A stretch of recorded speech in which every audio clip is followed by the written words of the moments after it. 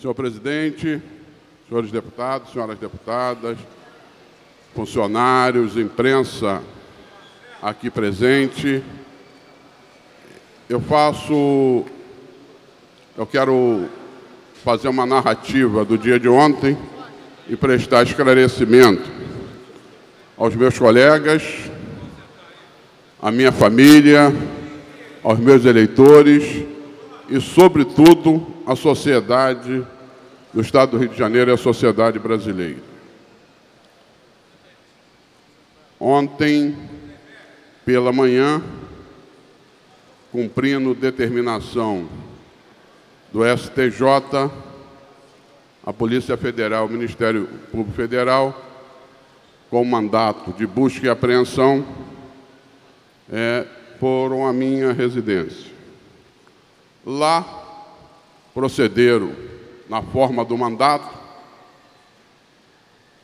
uma minuciosa busca e apreensão, que eu considero feita de forma profissional, mas onde eu trago o reconhecimento da forma profissional, correta, equilibrada, em que conduziu a delegada responsável, junto com 2 procuradores da República e demais policiais federais, né? Cumpriram o seu dever, emanado pelo Superior Tribunal de Justiça, mas fizeram isso com extremo rigor, mas extrema tranquilidade. O mesmo ocorreu na minha ida na determinação de condução coercitiva, também pelo STJ, para prestar depoimento na sede da Polícia Federal. Também foi feito sempre com muita tranquilidade. Na verdade, foram 3 perguntas, ou 2 perguntas. O depoimento durou em torno, com preparação, tirando cópia, assinar, não sei o quê, qualificar, talvez 1 hora. A demora da minha chegada até o depoimento foi a chegada do meu advogado, que estava atendendo um outro cliente, então demorou. Ontem foi um dia atribulado. E eu não tive acesso ao inquérito, meu advogado não teve acesso ao inquérito, apesar da delegada, ao colocar que o inquérito estava em Brasília, que eu tinha a prerrogativa de não responder, eu fiz questão de dizer a ela e ao procurador da República que a mim interessava prestar todos os esclarecimentos e que poderia fazer as perguntas que eu estava ali para responder. Nada temia, nada devo e não tenho por que ter medo de insinuações de delator, que fizessem as perguntas que eu responderia. Meu advogado disse que, em outra situação, sugeriria ao seu cliente aguardar o inquérito. Mas, tratando-se de homem público e que queria esclarecer os fatos, ele, então, estava de acordo com que eu respondesse. Ela, então, me pediu se eu podia esclarecer. Eu não posso, na verdade, a minha ideia inicial hoje era entregar, 1,5 páginas, o resto é qualificação, a toda a imprensa, aos deputados, como é que foi o meu depoimento.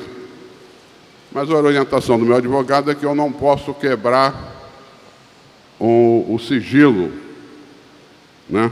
Então não posso ler literalmente aquilo que me foi perguntado e aquilo que respondi.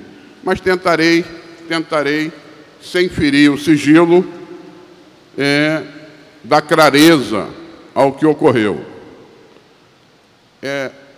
Ela me pediu se eu podia esclarecer sobre a tramitação nesta casa da alteração do fundo do Tribunal de Contas do Estado do Rio de Janeiro. Eu primeiro fiz um esclarecimento sobre essa questão dos fundos e depois eu fiz um esclarecimento sobre a tramitação das matérias nesta casa. Então, sem ferir o sigilo, eu vou tentar ser o mais nítido possível. Eu disse a ela que era público que o governador do Estado, em várias ocasiões, não só em entrevista à imprensa, mas, sobretudo e principalmente, em reuniões com o presidente do Poder Legislativo, em conjunto com o presidente do Tribunal de Justiça, com o chefe do Ministério Público, Procurador-Geral de Justiça, com o presidente, às vezes com a participação do presidente do TSE, sempre pleiteou a utilização dos fundos dos outros poderes. E que tinha uma coisa comum. Sempre o presidente do Poder Legislativo, e isso eu falei em várias ocasiões, inclusive aqui nesta casa, em reuniões de líderes, que nós não cederíamos o nosso fundo, que era economia nossa, e que teria destinação de reconstruir aqui o Palácio e mais a obra do Banerjão, que nós pagamos 100 milhões, né? E depois equipar o Banerjão para reduzir a despesa de uma administração colar, que está em 3 lugares e passaria a estar em um, gerando economia de energia, de uma série de coisas, então que nós não cederíamos o fundo. Eu sempre disse isso nas reuniões com os outros poderes, junto ao governador, e sempre disse isso publicamente e também nesta casa. Da mesma maneira, esclareci a ela que o presidente à época do Tribunal de Justiça, o desembargador Luiz Fernando, e mais o presidente do fundo, o desembargador Camilo, sempre se colocaram de forma contundente contra ceder o fundo do Judiciário, até porque eles tinham emprestado 400 milhões no final de 14 ao ex-governador Pezão e não tinha sido pago, que levou a ter uma ação no Supremo sobre isso. Então, eles sempre também se negaram, e a mesma coisa ocorria com o procurador-geral, o doutor Marfan Vieira, que também se negava a utilizar o fundo do Ministério Público e a economia do Ministério Público.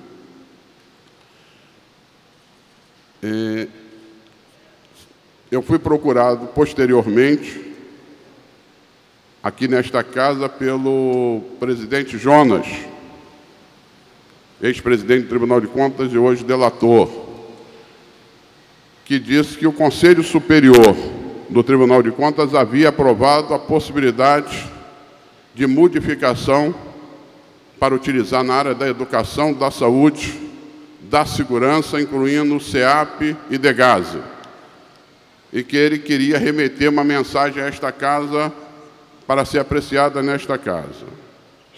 Eu disse a ele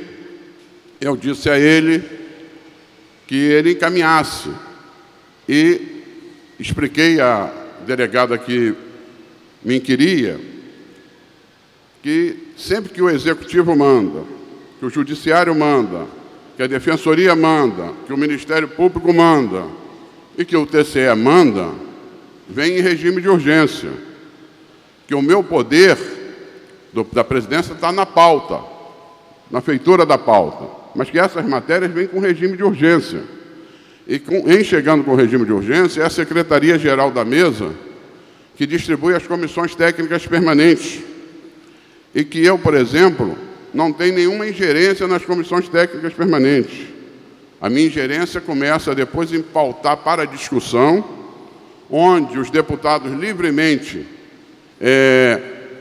fazem suas emendas, e quando é uma coisa polêmica com muitas emendas, aí sim eu faço a reunião do Colégio de Líderes, onde sou, na verdade, intermediador da vontade dos deputados em defender suas emendas e do outro poder, ou outro órgão, ou outra instituição em defender aquilo que aprova e aquilo que não aprova.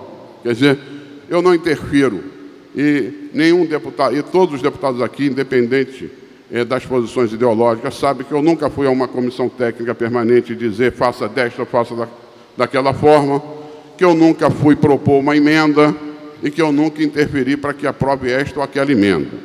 Isso sempre foi uma coisa. O resto é quórum, o resto é uma decisão do plenário. Então, eu esclareci a ela a tramitação, né? A alegação é que feito o entendimento aprovado pela LERJ, foi feito um entendimento do presidente do Tribunal de Contas com o Executivo, onde ele repassou não sei quantos milhões, e o Executivo que tinha, depois que o dinheiro entra no Executivo, eu explico isso na nota à imprensa, o Executivo pode pagar o que quiser. Neste caso, me parece que pagou especificamente a comida de presos e do Degase. E segundo o delator, ele confessa que ele cobrou 15% dessas empresas e distribuiu entre os demais conselheiros. A ilação em relação a mim é que eu teria facilitado isso. Facilitado de que forma? Eu não tenho nenhuma participação, desafio qualquer empresa, e disse isso ao delegado, a delegada e ao procurador, estou à vontade para fazer a careação com qualquer uma das empresas. Eu não participo desse tipo de coisa, até porque eu não tinha nenhuma autonomia. Esse era um dinheiro do fundo do tribunal, não era nosso. Era um dinheiro que ele repassou ao Executivo, cabia determinar o que falasse. E disse mais, que de fato o coronel Erir ligou aqui, ligou em outras autoridades, provavelmente em outros deputados, pedindo ajuda porque o secretário de Fazenda do Estado não pagava alimentação e poderia ocorrer uma rebelião. Esse era o fato do meu conhecimento, foi isso que me foi perguntado. A outra questão, também não ficou nítido, porque não tinha um inquérito, é sobre a questão que gerou uma polêmica grande, eu acho que ainda na época do Osório, secretário de Transportes, quando o Tribunal de Contas passou a exigir da FETransport uma série de exigências que me parece parou na Justiça, né, a informação que tem é que é uma coisa que está sendo demandada na Justiça, e quando nós votamos aqui a lei do bilhete único, nós teríamos favorecido as empresas. Não, pelo contrário, eu esclareço isso numa nota à imprensa, porque a matéria da imprensa não tem a ver com a matéria do que eu fui inquirido. É diferente. Não me foi dito sobre essa, em relação ao fundo, a lei do fundo, sim, mas em relação à lei do bilhete único votado aqui para diminuir o subsídio, não. Isso está na imprensa, mas não está nas perguntas a mim formuladas. Mas eu esclareço pelo contrário, a emenda do PSDB aprovada foi vetada pelo Poder Executivo, com as razões técnicas que estão aí para todos verem. Há um requerimento do deputado Luiz Paulo e nós vamos votar esse veto na semana que vem. Está dentro do prazo, está dentro daquele acordo de juntar 30 vetos, ele chegou em fevereiro, mas mesmo assim, mesmo ainda não tendo 30 vetos, que nós votamos recentemente, eu colocarei na pauta da próxima semana que vem, terça, quarta ou quinta-feira da semana que vem. Então, esse é um esclarecimento, a coisa. Agora, as duas perguntas, aí me perguntaram se eu conhecia o presidente da FETransport, o senhor Leles. Eu disse, conheço, participa do Fórum de Desenvolvimento Estratégico da Assembleia Legislativa do Estado do Rio de Janeiro, Fórum jornalista Roberto Marinho, criado por mim no governo Rosinha, há 13 anos atrás, presidido pela jornalista Geisa Rocha, e esse Leles já veio aqui algumas vezes em debates, nesse plenário aqui, discutir com os deputados, né? Mas não tenho nenhuma relação, que não seja essa institucional, onde estão lá mais de 30 entidades. É a mesma coisa, você tem relação com o senhor Orlando Diniz? Nenhuma, mas conhece? Conheço. A FEComércio é participante do fórum, né? O presidente da Firjan até tem uma relação mais próxima, sem ser amigo, mas tem mais relação, conheço há mais tempo, né? Então, são relações institucionais. A terceira pergunta, que a própria delegada disse, olha, não sei nem se eu tenho como fazê-la, foi respondida em meia linha. Ela diz que na questão das CEObras, e aí era uma pergunta se eu podia ajudar, que na questão das CEObras, se eu tinha conhecimento de que obras acima de 5 milhões eram destinados 1% ao Tribunal de Contas. Eu disse, eu não tinha conhecimento. E eu acredito que ninguém nesta casa tinha conhecimento. Nós passamos a ter conhecimento depois das delações da Andrade, da Carioca, da Odebrecht, que disseram, e só que essas empresas disseram claramente quem é que chamou para cobrar, quem é que disse a quem entregava e a quem foi entregue. E eu desconheço que tenha sido citado o meu nome ou de qualquer deputado desta casa nesse tipo de coisa que se deu no Executivo. A minha relação no PMDB, todos aqueles que convivem comigo, inclusive de outros partidos, ela sempre foi política, a minha força sempre foi política. Eu nunca quis ter ingerência no Poder Executivo. Eu nunca indiquei um cargo no Poder Executivo Estadual ou no Poder Executivo Federal. A minha relação, o meu poder, sempre foi o poder da conversa, do diálogo no Parlamento. E todos sabem que esse delator, ele ficou 6 anos respondendo no STJ, Cidinha pode ser mais precisa, numa CPI requerida pela deputada Cidinha contra o Tribunal de Contas. Na minha gestão anterior, eu fiquei 4 anos sem mandato, mas que eu não só coloquei em votação, como ajudei a aprovar, como depois ajudei a dar todo o apoio à CPI para investigar, e 2 desses membros responderam por anos no STJ. Se livraram, talvez pelo tempo. Por outro lado, esse senhor é aliado, e por isso corre o risco da sua delação cair, daquele que é o meu maior detrator na política, que eu não vou dar o nome. Não merece que eu cite o nome. Mas que fala é da terra do Joãozinho, né? Então, eu só posso entender as ilações, porque não há nenhuma acusação de que eu tenha recebido qualquer vantagem legal, como não recebi, e não há como provar que recebi, né? Então, só posso entender isso como uma tentativa de pegar um parlamento que tem suas divergências, mas que é transparente. As votações aqui são transparentes. Evidentemente que tem hora que tende para um lado ganhar, tem outra hora que tende para o outro ganhar. Mesmo assim, na maioria das vezes, são votações apertadas, mesmo com diálogo, mesmo com discussões. Então, eu esclareci que, apesar de eu ser o responsável pela pauta, essas matérias que vêm em regime de urgência, com exceção de 2 ou 3 matérias que se referiam ao aumento salarial, é que não seguiu nesse ritmo, ou aquelas matérias que havia consenso da gente de devolver ao Executivo.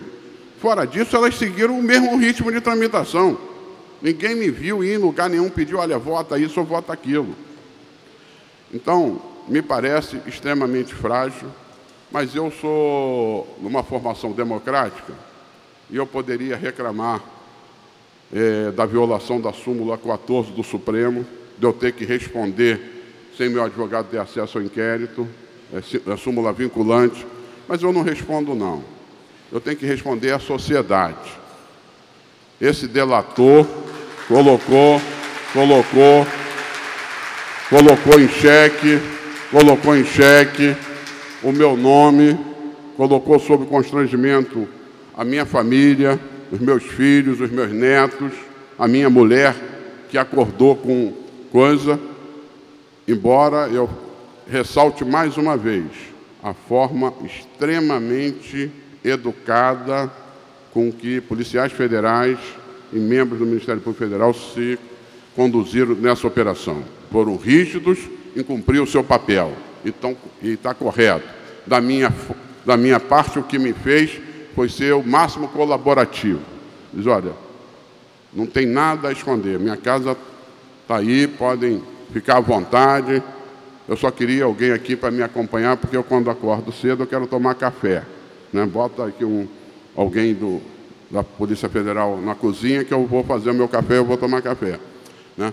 Então, foi isso que ocorreu. Eu não vou entrar no mérito se esse tipo de delação desse tipo de indivíduo, né? Desse tipo de indivíduo, que para ter um benefício, se a lei tem uma vantagem muito grande, é um avanço para a sociedade, tem talvez uma parte perniciosa, que é permitir um criminoso, né, que confessa os seus crimes, depois de passar férias, né? Então, mas não estou aqui para entrar no mérito disso. Estou aqui para dizer aos senhores o que ocorreu, e o que ocorreu foi isso, né?